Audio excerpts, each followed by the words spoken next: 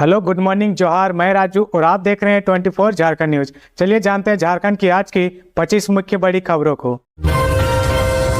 आज बंद रहेंगे रांची के अधिकतर स्कूल। मैया सम्मान योजना के लिए विद्यालय से मांगी गई बसें। मैया सम्मान योजना के लाभों को ले जाने और ले जाने के लिए रांची डीटीओ ने स्कूल से बस उपलब्ध कराने को कहा। इस कारण राजधानी के अधिकतर स्कूल आज बंद रहने की संभावना है। बता दें कि आज 4 सितंबर को 10 छोटा नागपुर की बहनों को मैया सम्मान योजना का लाभ रांची में दिया जाना है। परिवहन विभाग की ओर से कहा गया कि मुख्यमंत्री मैया सम्मान योजना में रांची जिला के विभिन्न प्रखंडों से लाभुक को लाने एवं ले जाने हेतु कुल 2000 वाहनों की आवश्यकता है। स्कूलों को बसों को उपलब्ध कराते हुए इसकी सूची जिला परिवहन कार्यालय रांची में देने के लिए कहा गया है। उत्पाद सिपाही भर्ती में दौड़ने से बढ़ रहा अभ्यर्थी का बीपी, हो रहे हार्ट अटैक का शिकार। पोस्टमार्टम में हुआ खुलासा। झारखंड उत्पाद सिपाही प्रतियोगिता की दौड़ में लगातार अभ्यर्थी की मौत हो रही है। 60 मिनट में 10 किलोमीटर की दौड़ लगाने के दौरान अब तक 12 अभ्यर्थी की मौत हो चुकी है। अधिकांश की उम्र 25 वर्ष से कम है। जानकारी के मुताबिक 3 अभ्यर्थी का पोस्टमार्टम रिम्स में हुआ। इसमें खुलासा हुआ कि अभ्यर्थी की मौत हार्ट अटैक से हुई है। रिपोर्ट के अनुसार दौड़ के दौरान अचानक अभ्यर्थी का ब्लड प्रेशर बीपी बढ़ रहा और वे हार्ट अटैक के शिकार हो रहे हैं। हार्ट अटैक का सबसे बड़ा कारण गर्मी और 10 किलोमीटर की लंबी और थकाऊ दौड़ है। हालांकि यह दौड़ 3 से 5 सितंबर तक नहीं होगी। परीक्षा में एहतियातन रोक लगाने के मुख्यमंत्री हेमंत सोरेन की घोषणा के बाद पुलिस मुख्यालय ने इस संबंध में जानकारी दी है। सदर अस्पताल रांची के medical officer doctor Shubham Shekhar का कहना है कि बिना प्रैक्टिस और बिना एक्सरसाइज 10 किलोमीटर की दौड़ ठीक नहीं है। दौड़ पूरी करनी है, यह सोचकर अभ्यर्थी लगातार भागते हैं। इससे बीपी बढ़ता है तो उन्हें लगता है कि दौड़ की वजह से पसीना आ रहा, वे इससे गंभीरता से नहीं लेते हैं। लेकिन जब असहजता महसूस हो तो तुरंत बैठ जाना चाहिए। हार्ट अटैक के लिए उम्र सीमा तय नहीं है। 28 साल से कम उम्र के युवा को भी हार्ट अटैक आ रहा। बता दें कि झारखंड में 583 उत्पाद सिपाही की भर्ती के लिए 7 केंद्रों पर शारीरिक दक्षता परीक्षा हो रही है।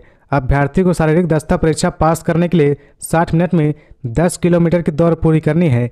वहीं महिला अभ्यर्थी को 40 मिनट में 5 किलोमीटर की दौड़ पूरी करनी होती है। इससे पहले महिलाओं के लिए 30 मिनट में 5 किलोमीटर की दौड़ प्रावधान था, जिसे 2017 में संशोधित किया गया। गौरतलब है कि झारखंड में उत्पाद सिपाही की दौड़ 22 अगस्त से चल रही है। रांची एयरपोर्ट से पुणे और हैदराबाद के लिए जल्द शुरू होगी विमान सेवा। रांची के बिरसा मुंडा एयरपोर्ट से पुणे और हैदराबाद के लिए जल्द ही नए फ्लाइट शुरू होने वाला है। एयरपोर्ट निदेशक आर मौर्य ने इस बारे में जानकारी दी है। उन्होंने बताया कि एयर इंडिया एक्सप्रेस द्वारा दोनों शहरों के लिए विमान सेवा शुरू की जाएगी। DGCA की तरफ से इसके लिए अनुमति मिल गई है। जल्द इस समय सारणी भी जारी कर दी जाएगी। गौरतलब है कि वर्तमान में इंडिगो का पुणे रांची विमान सुबह 7:41 रांची में आता है। इंडिगो का हैदराबाद रांची विमान सुबह 10:25 में रांची आता है। वहीं दूसरी विमान हैदराबाद रांची रात 8:30 बजे रांची आता है। खबरों में आगे बढ़ने से पहले अगर अभी तक आपने इस चैनल को सब्सक्राइब नहीं किया तो प्लीज सब्सक्राइब कर ले, जिससे झारखंड की हर छोटी सी बड़ी खबर की अपडेट आप तक पहुंचता रहे। दिल्ली में राहुल और खड़गे से हेमंत सोरेन ने की मुलाकात। झारखंड विधानसभा चुनाव को लेकर कह दी बड़ी बात। मुख्यमंत्री हेमंत सोरेन ने मंगलवार को दिल्ली में कांग्रेस अध्यक्ष मल्लिकार्जुन खड़गे और लोकसभा में नेता प्रतिपक्ष राहुल गांधी से मुलाकात की। इस दौरान हेमंत सोरेन की पत्नी और गांधी विधायक कल्पना सोरेन भी उनके साथ थी। इस मुलाकात के बाद हेमंत सोरेन निकले और मीडिया से बात की। पत्रकारों के सवाल का जवाब देते हुए उन्होंने कहा कि बहुत दिन से राहुल गांधी से और मल्लिकार्जुन खड़गे से मुलाकात करनी थी, लेकिन समय नहीं मिल रहा था। आज हमें समय मिला तो हमने उनसे एक शिष्टाचार मुलाकात की है। जब उनसे पूछा गया कि चुनाव को लेकर कुछ चर्चा हुई तो उन्होंने कहा कि अब होगी। जब सीएम हेमंत से पूछा गया कि जातीय जनगणना को लेकर वह क्या कहेंगे, क्योंकि RSS का बयान आया है, इस पर हेमंत सोरेन ने कहा कि वो लोग तो बयान देते ही रहेंगे, उनको बयान देने दीजिए, हमें अपना काम करने दीजिए। बाकी सब कुशल मंगल है, शांतिपूर्ण है। आगे मजबूती के साथ हम लोग सरकार चलाएं और चुनाव में भी लड़े, इसकी रूपरेखा तैयार की गई है। रांची नगर निगम के सफाई कर्मियों ने समाप्त की हड़ताल। प्रशासक से इन मुद्दों पर बनी सहमति। रांची नगर निगम के सफाई कर्मियों ने अपनी अनिश्चितकालीन हड़ताल समाप्त कर दी है। नगर प्रशासक के साथ वार्ता के बाद सफाई कर्मियों ने हड़ताल समाप्ति की घोषणा कर दी है। सभी कर्मी आज से काम पर चले गए हैं। मिली खबर के मुताबिक सफाई कर्मी की मुख्य मांगों में समान काम, समान वेतन, 10 साल से अधिक हो चुके सफाई कर्मी का स्थायीकरण आदि शामिल है। नगर प्रशासक ने इन मांगों पर सकारात्मक रवैया दिखाया और कहा कि राज्य सरकार को सफाई कर्मियों की मांगों से अवगत कराया जाएगा। बता दें कि रांची नगर निगम के 2300 सफाई कर्मी, सुपरवाइजर एवं अन्य अपनी मांगों को लेकर कल से हड़ताल पर थे। कल आंदोलनकारियों ने नागा बाबा खटाल में आम सभा की थी। सफाई कर्मी की हड़ताल से शहर की सफाई व्यवस्था चौपट हो गई है। कई जगह कचरे का अंबार लग गया था। आज से हड़ताल खत्म होने के बाद शहरवासी ने राहत की सांस ली है। मुख्यमंत्री मैया सम्मान योजना, सीएम आज करेंगे राशि का वितरण। रांची में 5 जिलों की लाभुक का होगा जुटान, तैयारी में जुटा प्रशासन। झारखंड में इन दिनों मुख्यमंत्री मैया सम्मान योजना की जोर शोर से चर्चा हो रही है। एक तरफ सरकार इस योजना का हवाला देकर खुद को आधी आबादी का हितैषी बता रही, तो विपक्ष इसे चुनावी लाभ लेने वाला हथकंडा करार दे रहा। इन सबके बीच आज 4 सितंबर को नामकुम के खोजा टोली स्थित ट्रेनिंग ग्राउंड में 10वीं छोटानागपुर प्रमंडल स्तरीय कार्यक्रम होने जा रहा है। यहां 5 जिलों के लाभुक के बीच समान राशि का वितरण होगा। इस कार्यक्रम में मुख्यमंत्री हेमंत सोरेन लाभुक महिलाओं से रूबरू होंगे। तैयारियों को अंतिम रूप देने के लिए आला अधिकारी जोर शोर से जुटे हुए हैं। मंगलवार को रांची के उपायुक्त राहुल कुमार सिन्हा, IPRD के डायरेक्टर राजीव लोचन बख्शी, SSP चंदन कुमार सिन्हा ने कार्यक्रम स्थल का निरीक्षण किया। यहां 3 लाख वर्ग फीट में लाभुक के बैठने की व्यवस्था की गई है। उपायुक्त राहुल कुमार सिन्हा ने बताया कि कार्यक्रम दोपहर 1 बजे से 3 बजे तक निर्धारित है। 5 जिलों से आने वाले लाभुक की सुविधा का विशेष ख्याल रखा गया है। अलग अलग जिले के लिए इनक्लोजर बनाए गए हैं, जहां संबंधित जिले के अधिकारीगण, सेविका, सहायिका एवं सखी मंडल की दीदियों के निर्देश में लाभुक अपना निर्धारित स्थान ग्रहण करेंगे। हर इनक्लोजर में लाभुक के लिए पीने के लिए पानी और भोजन की व्यवस्था होगी। कार्यक्रम स्थल में जाने के लिए 3 गेट बनाए गए हैं। हर गेट पर मेटल डिटेक्टर के से जांच होगी। उपायुक्त राहुल कुमार सिन्हा ने बताया कि कार्यक्रम स्थल में विधि व्यवस्था को ध्यान में रखते हुए 100 से ज़्यादा दंडा अधिकारी और 2000 से ज़्यादा पुलिस बल को प्रतिनियुक्त किया गया है। रांची जिला के अलग अलग प्रखंडों और दूसरे जिलों से लाभुक को लेकर आने वाले बसों के लिए रूट भी तय कर दिया गया है। इस काम को प्रखंड विकास पदाधिकारी सुनिश्चित करेंगे ताकि ट्रैफिक जाम की स्थिति न हो। उपायुक्त ने लाभुक से रिंग रोड का सहारा लेकर आने का आग्रह किया है। 8 सितंबर को होगी महिला पर्यवेक्षिका की परीक्षा। आज से कर सकेंगे एडमिट कार्ड डाउनलोड। झारखंड महिला पर्यवेक्षिका प्रतियोगिता परीक्षा 2023 का आयोजन 8 सितंबर से होगा। इस संबंध में JSSC के परीक्षा नियंत्रक ने एडमिट कार्ड को लेकर आवश्यक सूचना जारी कर दी है। सूचना के मुताबिक एडमिट कार्ड डाउनलोड करने के लिए आयोग की वेबसाइट पर 3 सितंबर यानी मंगलवार से ही लिंक उपलब्ध करा दिया गया है। परीक्षा से 3 दिन पूर्व उक्त लिंक के माध्यम से एडमिट कार्ड डाउनलोड किया जा सकेगा। लिंक के माध्यम से संबंधित अभ्यर्थी अपनी पंजीयन संख्या व जन्म तिथि दर्ज करने के बाद प्रत्येक पत्र के लिए परीक्षा की तिथि व जिला के संबंध में सूचना प्राप्त कर सकेंगे। प्रत्येक पत्र के लिए अलग अलग प्रवेश पत्र निर्गत किया जाएगा। ध्यान रहे कि किसी भी अभ्यर्थी का एडमिट कार्ड डाक अथवा अन्य माध्यम से नहीं भेजा जाएगा। अगर किन्हीं को प्रवेश पत्र डाउनलोड करने में समस्या होगी तो वे आयोग कार्यालय से संपर्क कर सकते हैं। ये परीक्षा रांची, बोकारो, धनबाद व पूर्वी सिंहभूम, जमशेदपुर में स्थित परीक्षा केंद्रों पर ली जाएगी। वन विभाग में नौकरी के नाम पर 1.5 करोड़ की ठगी का आरोप। फर्जी ट्रेनिंग के बाद थमाया फर्जी ID कार्ड। वन विभाग में नौकरी दिलाने के नाम पर ठगी का एक मामला सामने आया है, जहां चतरा वन विभाग में कार्यरत कर्मचारी अवधेश तिवारी पर वनरक्षी के पद पर भर्ती के नाम पर 17 लोगों से ठगी का आरोप लगा है। इन युवाओं को IFS साबिक आलम से सिमरिया रेस्ट हाउस में मुलाकात करा तथा फर्जी ट्रेनिंग व फर्जी ID कार्ड बना प्रत्येक व्यक्ति 7 लाख रुपए ठगने का आरोप लगा है। भुक्तभोगी पंकज कुमार ने बताया कि सभी को अवधेश तिवारी के द्वारा सिमरिया रेस्ट हाउस ले जाएगा, जहां IFS साकिब आलम से मुलाकात करने के बाद पैसे का लेन देन हुआ, जिसके बाद सभी की मौजूदगी में वनरक्षी के पद के लिए फॉर्म भरवाया गया। उन्होंने बताया कि फॉर्म अप्लाई करने के बाद अवधेश तिवारी ने रिपोर्टिंग करवाया, जहां पाराडी के तुलेश्वर राणा, सुमेंदर राणा समेत अन्य मौजूद थे।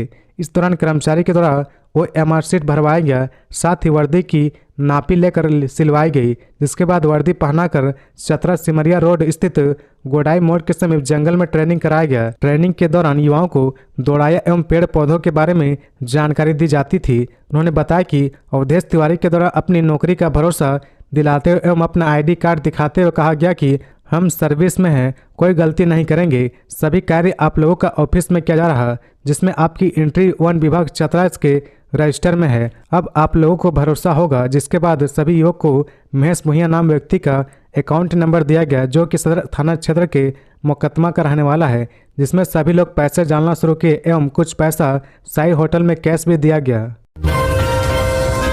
दिल्ली में झारखंड भवन के उद्घाटन पर मुख्यमंत्री हेमंत सोरेन ने दी शुभकामनाएं, कहा अब बहुत सुगमता के साथ होगा काम। दिल्ली में मंगलवार को मुख्यमंत्री हेमंत सोरेन ने झारखंड भवन का उद्घाटन किया। इस दौरान उन्होंने झारखंड वासियों को शुभकामनाएं दी। साथ ही कहा कि एक झारखंड भवन पहले से बसंत कुंज में है, लेकिन वह बहुत छोटा है, उसमें मात्र 16-17 कमरे हैं। आपको पता है कि देश की राजधानी है दिल्ली, कई सारे लोग सरकारी कार्यक्रम के लिए यहाँ आते हैं, कई सारे लोग स्वास्थ्य चिकित्सा के लिए आते हैं, अलग अलग कारणों से झारखंड के लोगों का यहाँ आना जाना होता है। बहुत कम कमरे होने की वजह से बहुत दिक्कतों का सामना करना पड़ता था और आखिरकार 60-65 कमरों का एक झारखंड भवन बनकर तैयार हुआ है। सीएम ने कहा कि बड़े लंबे समय से इस भवन के तैयार होने के इंतजार में सभी थे, आज विधिवत उद्घाटन हो गया। आने वाले समय में मुझे लगता है कि हमारे झारखंड में विधायक, मंत्री, सांसद, पूर्व विधायक, आम आदमी जो इलाज के लिए आते हों, उनको भी सरकार के द्वारा उनके ठहरने की व्यवस्था की जाएगी। इसमें लगभग वे सभी चीज़ें बनाई गई है। यहाँ रहने से लेकर खाने तक की ज़रूरत पूरी होगी।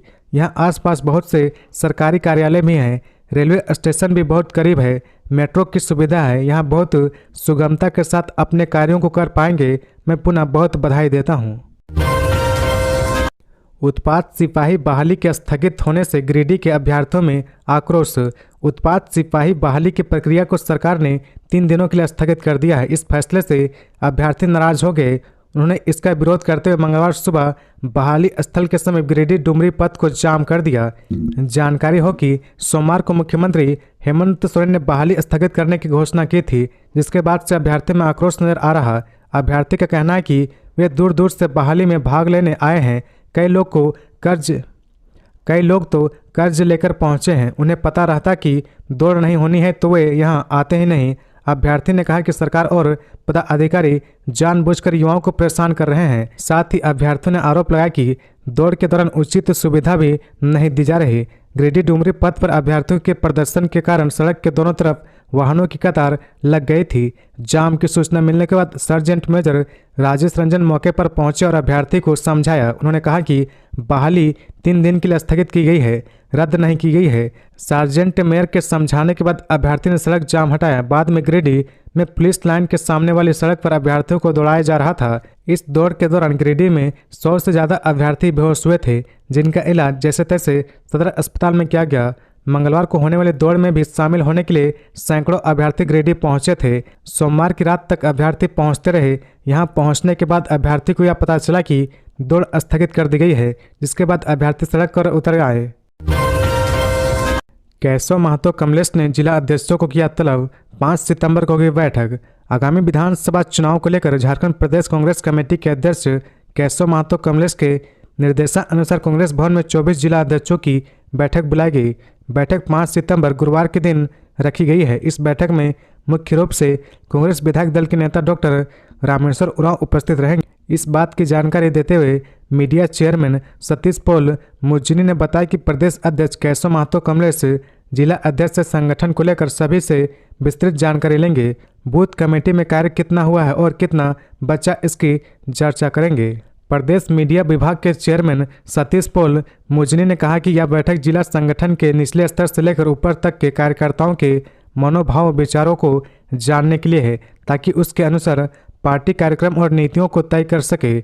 संगठन के निचले स्तर से आवाज आए, जिससे संभव हो सके तो झारखंड के विकास के लिए नीति निर्धारण का नाम अच्छे तरीके से किया जाए। चुनावी रण क्षेत्र तैयार है और ऐसे समय में हमें जरूरत है कांग्रेस की नीति और सिद्धांतों को लोगों तक पहुंचाए। सरकार की चल रही कल्याणकारी योजनाओं का लाभ अंतिम पायदान पर बैठे हुए लोगों तक संगठन के माध्यम से पहुंचाया जाए। इससे फायदा संगठन को मिलेगा।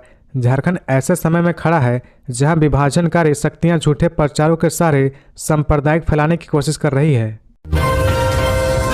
दिल्ली में कांग्रेस महासचिव केसी वेणुगोपाल से मिले मंत्री इरफान अंसारी। मंत्री इरफान अंसारी ने मंगलवार को दिल्ली प्रवास के दौरान भारतीय राष्ट्रीय कांग्रेस के महासचिव सह संगठन प्रभारी केसी वेणुगोपाल से शिष्टाचार भेंट की। मौके पर बरी विधायक उमा शंकर अकेला भी उपस्थित रहे। इरफान अंसारी ने बाद में एक मीडिया ब्रीफ में बताया कि इस अवसर पर वेणुगोपाल से झारखंड के विभिन्न विषयों पर विस्तृत चर्चा हुई। उन्होंने मार्गदर्शन देते हुए कहा कि आप पूर्ण आत्मविश्वास के साथ जनहित का कार्य करें, कांग्रेस के संगठन सशक्तिकरण के लिए प्रयास करें। इसके लिए आपके शीर्ष नेतृत्व से अपेक्षित सहयोग मिलता रहेगा।